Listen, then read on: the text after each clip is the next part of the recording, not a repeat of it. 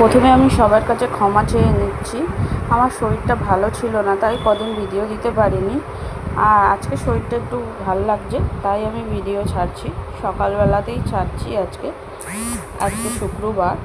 তোমরা সবাই কেমন আছো জানিও। মা সবাইকে ভালো রেখো, সুস্থ রেখো। আমার ইউটিউব পরিবারের খেয়াল রেখো। সকলের মনস্কামনা পূর্ণ করো। এই দেখো মায়ের আরতি চলছে।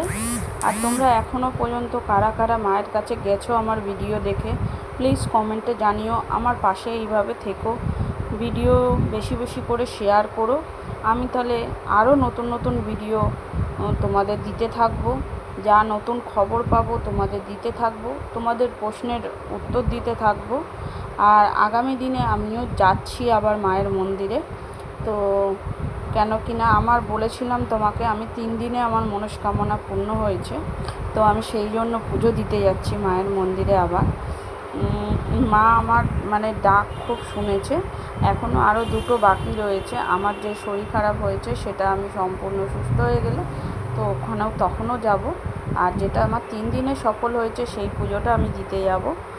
আর তোমরাও কারা কারা গেছো আমার ভিডিও দেখে এখনও পর্যন্ত, প্লিজ প্লিজ প্লিজ তোমাদের কাছে অনুরোধ, তোমরা জানিও। তাহলে কি আমি আরও উৎসাহ পাবো, আরও নতুন নতুন ভিডিও দেবো।